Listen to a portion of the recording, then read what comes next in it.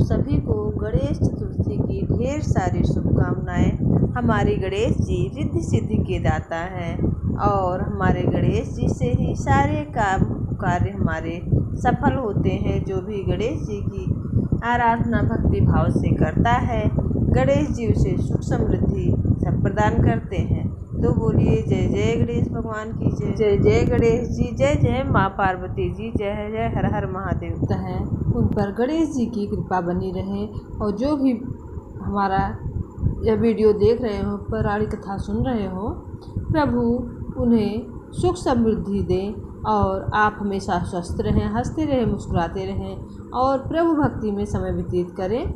आइए आज हम लेके आए हैं आपके लिए पौराणिक व्रत कथा गणेश जी की।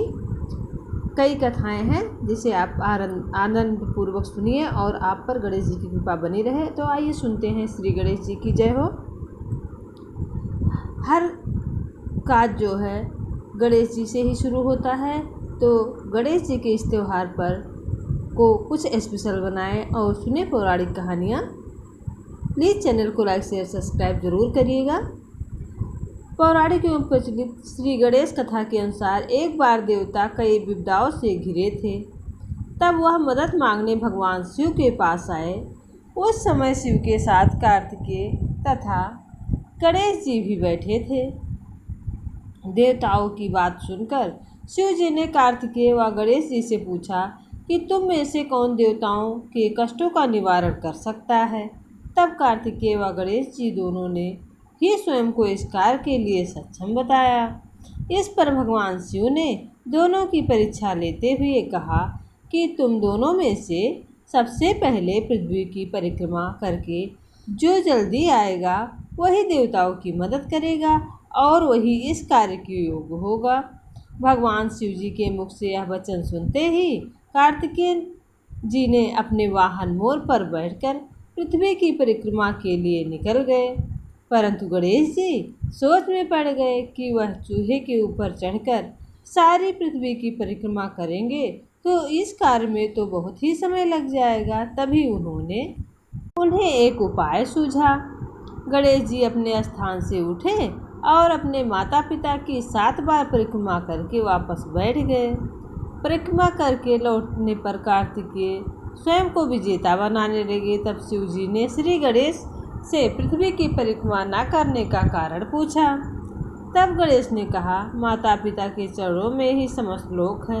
यह सुनकर भगवान शिव ने गणेश जी को देवताओं के संकट दूर करने की आज्ञा दी। इस प्रकार भगवान शिव ने गणेश जी को आशीर्वाद दिया कि चतुर्थी के दिन जो तुम्हारा पूजन करेगा और रात में चंद्रमा को अर्घ्य देगा, उसके तीनों पाप ताप यानी दैहिक ताप, दैविक ताप और भौतिक ताप दूर हो जाएंगे। इस व्रत को करने से व्रतधारी के सभी तरह के दुख दूर होंगे और उसे जीवन में भौतिक सुखों की प्राप्ति होगी। चारों तरफ से मनुष्य की सुख समृद्धि बढ़ेगी। पुत्र पौत्र आदि धन ईश्वर की कमी नहीं रहेगी। जय जय गणेश भगवान। आइए सुनते हैं दूसरी कथा। एक समय की बात है, राजा हरिश्चंद्र के राज में एक कुम्हार था। वह मिट्टी के बर्तन बनाता था, लेकिन वे कच्चे रह जाते थे। एक पुजारी की सलाह पर उसने एक समस्या को दूर करने के लिए एक छोटे बालक को मिट्टी के बर्तनों के साथ आवा में डाल दिया। उस दिन संकटी चतुर्थी का दिन था। बच्चे की माँ अपने बेटे के लिए परेशान थी। उसने गणेश जी के से अपने बेटे की कुशलता के लिए प्रार्थना अर्चना की। दूसरे दिन जब कुम्हार ने सुबह उठकर देखा तो आवा में उसके बर्तन तो पक गए, लेकिन बच्चे का बाल बांका नहीं हुआ था। वह डर गया और राजा के दरबार में जाकर सारी घटना बताई। इसके बाद राजा ने उस बच्चे और उसकी माँ को बुलवाया। माँ ने सभी तरह के विघ्न को दूर करने वाली संकटी चतुर्थी का वर्णन किया। इस घटना के बाद महिलाएं संतान और परिवार के सौभाग्य के लिए संकट चौथ का व्रत करने लगी। जी जैसे आपने सबकी विपदाएं हरी हैं, वैसे सब पर कल्याण करना, सब पर अपनी कृपा बनाए रखना। आइए सुनते हैं तीसरी कथा। एक समय की बात है कि विष्णु भगवान का विवाह लक्ष्मी जी के साथ निश्चित हो गया था। विवाह की तैयारी होने लगी। तभी देवताओं को निमंत्रण भेजे गए, परंतु गणेश जी को निमंत्रण नहीं दिया गया। कारण जो भी रहा हो, अब भगवान विष्णु की बारात जाने का समय आ गया। सभी देवता पत्नियों के साथ विवाह समारोह में आए। उन सब ने देखा कि गणेश जी तो कहीं नहीं दिखाई पड़ रहे हैं। तभी वे आपस में चर्चा करने लगे कि अब तो गणेश जी के बिना कोई कार्य संपन्न नहीं हो सकता। तब वे आपस में चर्चा करने लगे कि क्या गणेश जी को न्योता नहीं दिया गया, वह स्वयं गणेश जी आए ही नहीं। सबों को इस बात का आश्चर्य होने लगा। तभी सबने विचार किया कि विष्णु भगवान से ही इसका कारण पूछा जाए। विष्णु भगवान के पूछने पर उन्होंने कहा कि हमने गणेश जी के पिता भोलेनाथ महादेव को न्योता भेजा है। यदि गणेश जी अपने पिता के साथ आना चाहते हो तो आ जाते, अलग से न्योता देने की क्या जरूरत थी। विष्णु भगवान से पूछने पर उन्होंने कहा आ जाते, अलग से न्योता देने की आवश्यकता ही नहीं थी। दूसरी बात यह है कि उनको सवा मन मूंग, सवा मन चावल, सवा मन घी और सवा मन लड्डू का भोजन दिन भर में चाहिए। यदि गणेश जी नहीं आएंगे तो कोई बात नहीं, दूसरे के घर जाकर इतना सारा खाना पीना अच्छा नहीं लगता। इतनी वार्ता कर ही रहे थे, किसी ने एक सुझाव दिया, गणेश जी आप ही जाएं तो उनको द्वारपाल बनाकर बैठा देंगे कि आप घर की रखवाली करना। आप तो चूहे पर बैठकर धीरे धीरे चलोगे तो बारात से बहुत पीछे रह जाओगे। यह सुझाव भी सबको पसंद आ गया, तो विष्णु भगवान ने भी सहमति दी थी। अब क्या होना था, इतने में गणेश जी वहां आ पहुँचे और उन्हें समझा बुझाकर घर की रखवाली करने बैठा दिया गया। बारात चल दी। तब नारद जी ने देखा कि गणेश जी तो दरवाजे पर ही बैठे हैं, तो वे गणेश जी के पास गए और रुकने का कारण पूछा। गणेश जी कहने लगे कि विष्णु भगवान ने मेरा बहुत अपमान किया है। नारद जी ने कहा कि आप अपनी मूषक सेना को आगे भेज दो तो वह रास्ता खोद देंगी, जिससे उनसे वाहन धरती में धंस जाएगा, तो आपको सम्मानपूर्वक बुलाना पड़ेगा। अब तो गणेश जी ने अपनी मूषक सेना जल्दी से आगे भेज दी और सेना ने जमीन पोली कर दी। जब बारात वहां से निकली तो रथों के पहिए जमीन में धंस गए। लाख कोशिश करे परंतु पहिए नहीं निकले। सभी ने अपने अपने उपाय किए परंतु पहिए नहीं निकले, बल्कि जगह जगह से टूट गए। किसी को समझ नहीं आ रहा था कि अब किया क्या जाए। तब तो नारद जी ने कहा आप लोगों ने गणेश जी का अपमान किया है करके अच्छा नहीं किया। यदि उन्हें मना कर लाएं तो आपका कार्य सिद्ध हो सकता है और यह संकट टल सकता है। शंकर भगवान ने अपने दूत नंदी को भेजा और वे गणेश जी को लेकर आए। गणेश जी का आदर सम्मान के साथ पूजन किया गया। तभी वहां से रथ के पहिए निकले। अब तो रथ के पहिए निकल को गए परंतु वे टूट गए थे, तो उन्हें सुधारे कौन। पास में खेत में खाती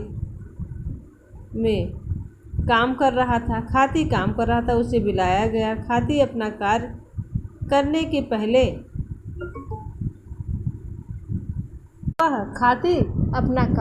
से पहले श्री गणेशाय नमः कहकर गणेश जी की वंदना मन ही मन करने लगा। देखते ही देखते खाती ने सभी पहियों को ठीक कर दिया। तब खाती कहने लगा कि हे देवताओं, आपने सर्वप्रथम गणेश जी को नहीं मनाया होगा और ना ही उनकी पूजा की होगी, इसलिए तो आपके साथ यह संकट आया है। हम तो मूर्ख हैं, अज्ञानी हैं, फिर भी गणेश जी की पूजा करते हैं, उनका ध्यान करते हैं। आप लोग तो देवता हैं, फिर भी आप गणेश जी को कैसे भूल गए।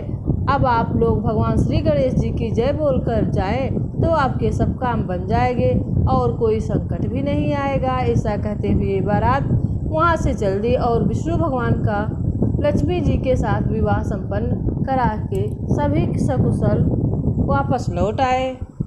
जय गणेश जी, जैसे आपने देवताओं पर कृपा की वैसे सब पर कृपा करना। आइए सुनते हैं चौथी कथा। भगवान के लिए यह दोहा कहा गया है, जो भी यह दोहा कहता है उसकी सारी मनोकामनाएं पूरी होती हैं।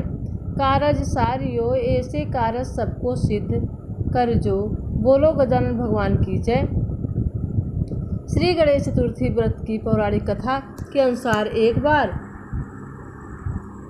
बार भगवान शिव तथा माता पार्वती नर्मदा नदी किनारे बैठे थे। वहाँ माता पार्वती ने भगवान शिव को समय व्यतीत करने के लिए चौपड़ खेलने को कहा। शिव जी चौपड़ खेलने के लिए तैयार हो गए, परंतु इस खेल में हार जीत का फैसला कौन करेगा, यह प्रश्न उनके समक्ष उठा। तो भगवान शिव ने कुछ तिनके एकत्रित कर उनका एक पुतला बना दिया और पुतला बनाने के बाद उसकी प्राण प्रतिष्ठा कर दी और पुतले से कहा, बेटा हम चौपड़ खेलना चाहते हैं, परंतु हमारी हार जीत का फैसला तुम ही को करना है, कोई नहीं है, इसलिए तुम बताना कि हम दोनों में से कौन हारा और कौन जीता। उसके बाद भगवान शिव और माता पार्वती का चौपड़ खेल शुरू हो गया। यह खेल 3 बार खेला गया और संयोग से तीनों बार माता पार्वती ही जीत गई। खेल समाप्त होने के बाद बालक से पूछा गया और संयोग से तीनों बार माता पार्वती ही जीत गई। खेल समाप्त होने के बाद बालक से हार जीत का फैसला करने के लिए कहा गया, तो उस बालक ने महादेव को विजयी बताया। यह सुनकर माता पार्वती क्रोधित हो गई। क्रोध में उन्होंने बालक को लंगड़ा होने की कीचड़ में पड़े रहने का श्राप दे दिया। बालक ने माता पार्वती से माफ़ी मांगी और कहा कि यह मुझे अज्ञानतावश ऐसा हुआ है, मैंने किसी देश भाव से ऐसा किया ही नहीं। बालक द्वारा क्षमा मांगने पर माता ने कहा, गणेश पूजन के लिए नाग कन्याएं आएंगी, उनके कहे अनुसार तुम गणेश व्रत करो, ऐसा करने से तुम मुझे प्राप्त करोगे। यह कहकर माता पार्वती शिव जी के साथ कैलाश पर्वत पर चली गई। 1 वर्ष के बाद उस स्थान पर नाग कन्याएं आई। तब नाग कन्याओं ने श्री गणेश जी के व्रत की विधि मालूम करने पर बालक ने 21 दिन लगातार गणेश जी का व्रत किया। उनकी श्रद्धा से गणेश जी प्रसन्न हुए। उन्होंने बालक को मनोवांछित फल मांगने के लिए कहा। उस पर उस बालक ने कहा, हे विनायक, मुझे इतनी शक्ति दीजिए कि मैं अपने पैरों से चलकर आपके माता पिता के साथ कैलाश पर पहुंच सकूं और यह देखकर प्रसन्न हो। तब बालक को वरदान देकर श्री गणेश अंतर्ध्यान हो गए। इसके बाद वह बालक कैलाश पर्वत पर पहुंच गया और कैलाश पर्वत पर पहुंचने की अपनी कथा उन्होंने भगवान शिव को सुनाई।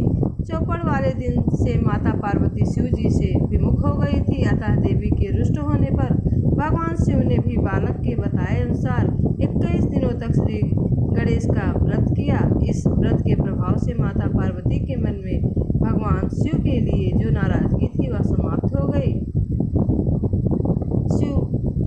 तब यह व्रत विधि भगवान शंकर ने माता पार्वती को बताई। यह सुनकर माता पार्वती ने मन में अपने पुत्र कार्तिक से मिलने की इच्छा जागृत हुई। तब माता पार्वती ने 21 दिन तक श्री गणेश जी का व्रत किया तथा दूर्वा, फूल और लड्डुओं से गणेश जी का पूजन किया, अर्चना की। व्रत के 21वें दिन कार्तिकेय स्वयं माता पार्वती से मिलने आ गए। उसी दिन से श्री गणेश चतुर्थी का यह व्रत समस्त मनोकामनाओं की पूर्ति की करने वाला है व्रत माना जाता है। इस व्रत को करने से मनुष्य के सारे कष्ट दूर हो जाते हैं, मनुष्य को समस्त सुख सुविधाएं प्राप्त होती हैं। हे गणेश जी, जैसे आपने सबके कार्य सिद्ध किया, सबके कार्य को सफलतापूर्वक पूर्ण किया, वैसे आप अपने भक्तों पर अपनी कृपा बनाए रखिएगा और जो भी गलती होगी उसे क्षमा करिएगा। गणेश जी रिद्धि सिद्धि के दाता है। जो भी भक्ति भाव से श्री गणेश जी का पूजा करता है, अर्चना करता है, उसकी समस्त बाधाएं दूर होती हैं, कार्य शुभ मंगल होते हैं और उस घर में सुख शांति धन वैभव की कमी नहीं होती है। जो गणेश जी की कथाएं सुनते हैं उन पर गणेश जी की कृपा हमेशा बनी रहती है। हे गणेश जी, जैसे आपने अपने भक्तों का उद्धार किया वैसे हम पर भी अपनी कृपा बनाए रखिएगा। जो सुनने वाले भक्त हैं उन पर अपनी कृपा बनाए रखिएगा, उन्हें हमेशा स्वस्थ रखिएगा, सुख सौभाग्य और सुख समृद्धि से भरपूर रखिएगा। तो प्लीज़ आपको कथा अच्छी लगी हो तो प्लीज़ चैनल को लाइक से सब्सक्राइब ज़रूर करिएगा और कमेंट बॉक्स में जय श्री गणेश लिखना ना भूलिएगा। क्योंकि इसमें कंजूसी मत करिएगा। ईश्वर हर जगह व्याप्त है और हर जगह आपकी परीक्षाएं लेता है। इसलिए प्रभु भक्ति में है शक्ति। प्रभु के साथ बने रहिए, प्रभु के महिमा को सुनते रहिए और पौराणिक कथाएं सुनते रहिए, जिससे आपका ज्ञान जो है जागृत होता है और मन शांत होता है। तो प्लीज़ भक्ति में है शक्ति चैनल से बने रहिए और ज़्यादा से ज़्यादा शेयर करिए। जय गणेश जी, जय माता पार्वती, हर हर महादेव की जय हो। आप सभी को गणेश चतुर्थी की ढेर सारी शुभकामनाएं।